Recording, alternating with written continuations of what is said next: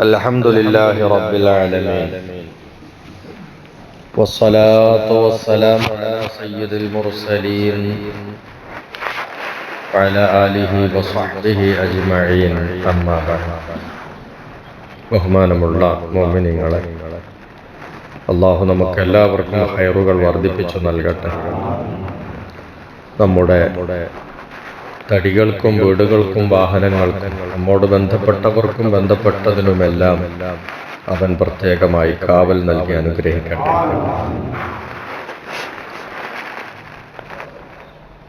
മുത്തുനബി സല്ലല്ലാഹു അലൈഹി വസല്ലമ തങ്ങളുടെ പിതൃ സഹോദരന്റെ ചില പ്രത്യേകതകളും ബഹുമാനങ്ങളുമാണ് ഇന്നലെ നമ്മൾ സൂചിപ്പിച്ചിട്ടുണ്ടായിരുന്നത്. ഇന്ന് അവിടവുമായി ബന്ധപ്പെട്ട മറ്റൊരു വസ്തുവിന്റെ പ്രത്യേകത പറയാനാണ്. അള്ളാഹുവിന്റെ ദൂതരുടെ കുടുംബം എന്നല്ല, അള്ളാഹുവിന്റെ ദൂതരുമായി ടച്ചുള്ള ബന്ധമുള്ള വസ്തുക്കൾക്ക് പോലും ചില പ്രത്യേകതകളും ബഹുമാനങ്ങളും ഉണ്ടാകും. അതിൽ അള്ളാഹുവിന്റെ ദൂതർ കയ്യിലൊരു വടി പിടിക്കുമായിരുന്നു. ഒരു ഊന്നുവടി എന്ന് നമ്മൾ പറയും പൊതുവെ.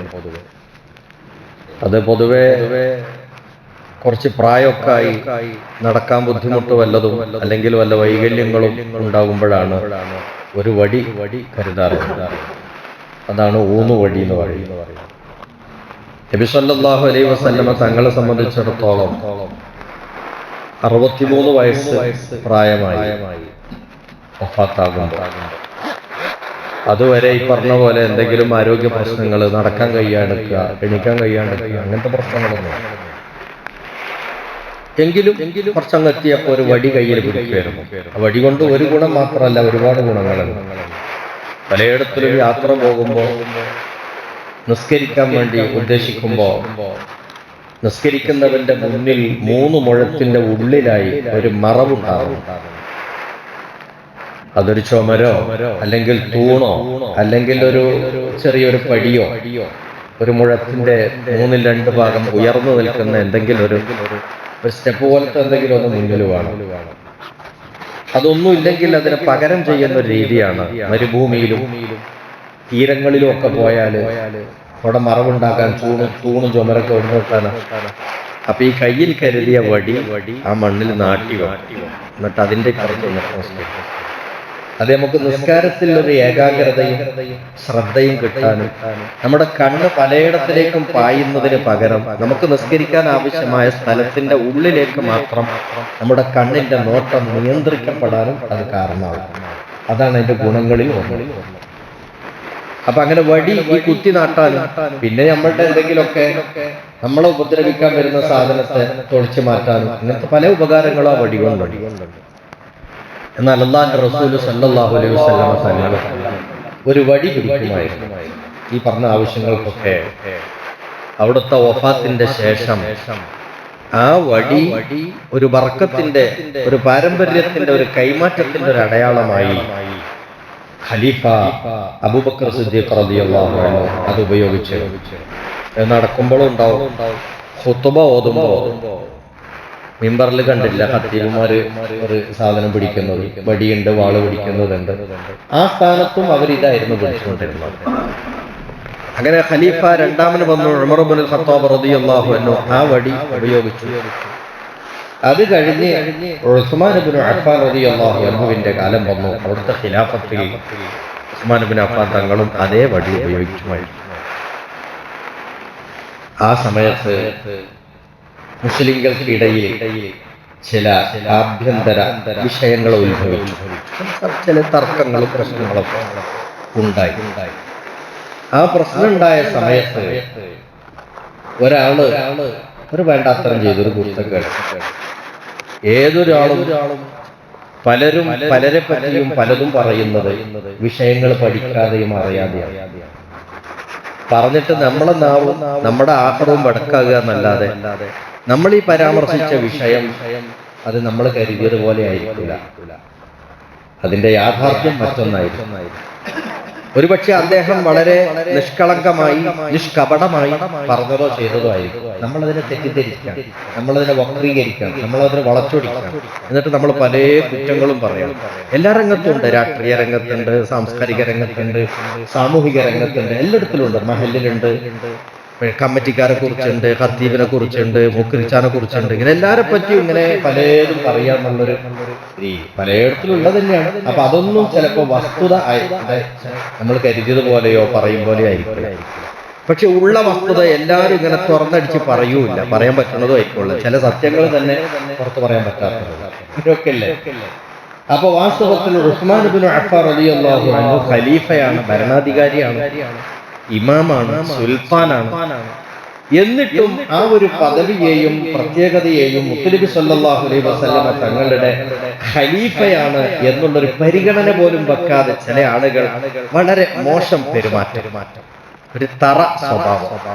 ബഹുമാനപ്പെട്ട ഇബ്നു സഅദ് റളിയല്ലാഹു അൻഹു നാഫി എന്നവരെ തൊട്ട് ഉദ്ധരിക്കുകയാണ്, ബൈനാ ഉസ്മാനു യഖ്തുബു, ഉസ്മാൻ ഇബ്നു അഫ്ഫാൻ തങ്ങൾ ഖുതുബ ഓതിക്കൊണ്ടിരിക്കുകയാണ്. ഇത് ഖാമ ഇലൈഹി ജഹ്ജാഹുൽ ഗിഫാരി, ജഹ്ജാഹുൽ ഗിഫാരി എന്ന് പറയുന്ന ഒരാള്, അദ്ദേഹം ഈ ഖുതുബ ഓതിക്കൊണ്ടിരിക്കുന്ന ഉസ്മാൻ തങ്ങളെ പോലെ എഴുന്നേറ്റൊരു പോക്ക്.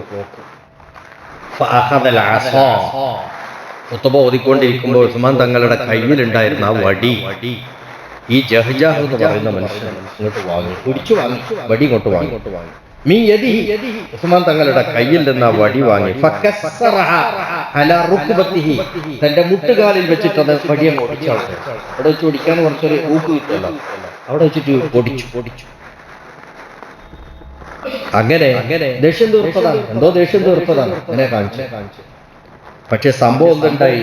ഈ വടി ഒരു സാധാരണ വടിയല്ലല്ലോ, അള്ളാന്റെ റസൂല് പിടിച്ച ആ ബറക്കത്താക്കപ്പെട്ട കയ്യിലുണ്ടായിരുന്ന വടിയാണ്.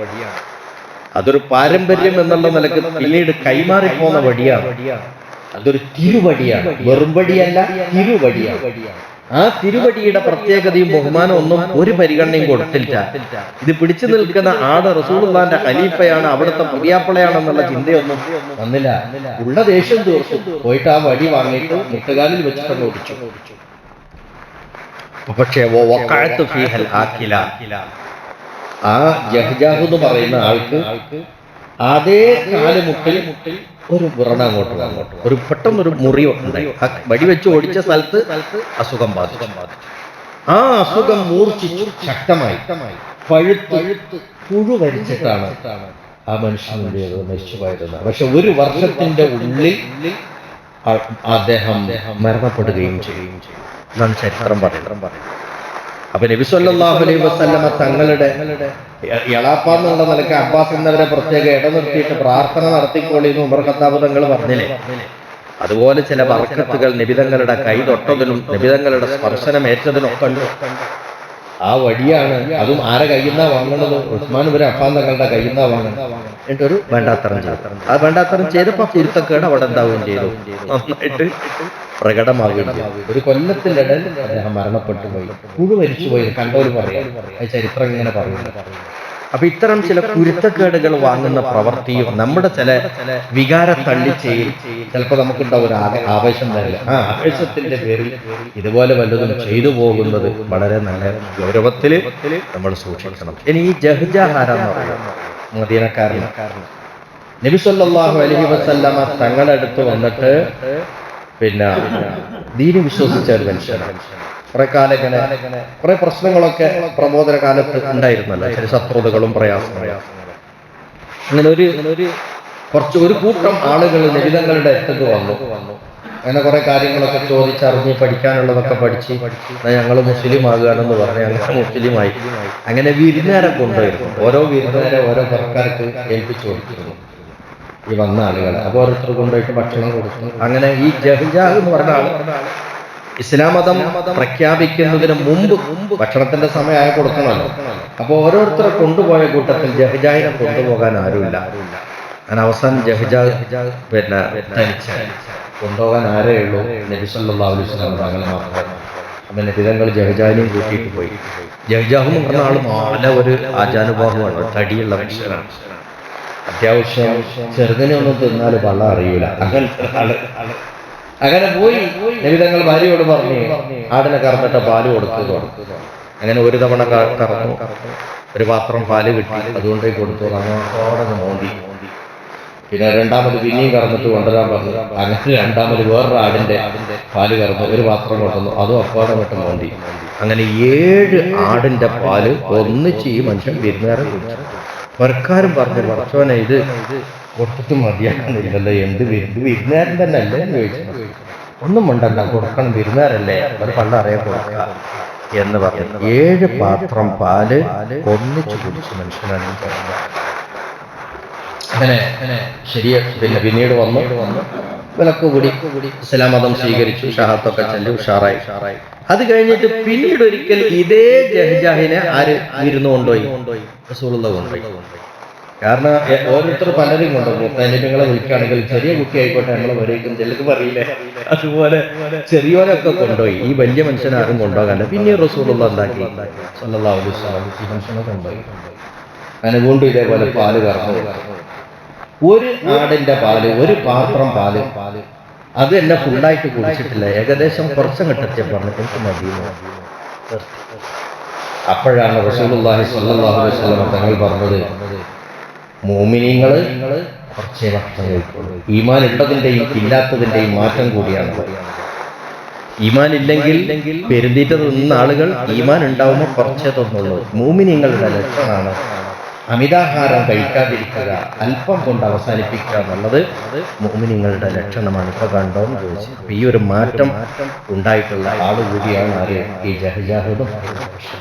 അദ്ദേഹമാണ് ഈ ഒരു ചെറിയൊരു കുരുത്തക്കേട് പണി ഒപ്പിച്ചത്. അപ്പൊ റസൂലുള്ളാഹി സ്വല്ലല്ലാഹു അലൈഹി വസല്ലം തങ്ങളുടെ ഒരു പവിത്രമായ വസ്തുവിനെ തൊട്ട് കളിച്ചപ്പോ അതിന്റെ തിക്ത ഫലം അനുഭവിച്ചിട്ടാണ്.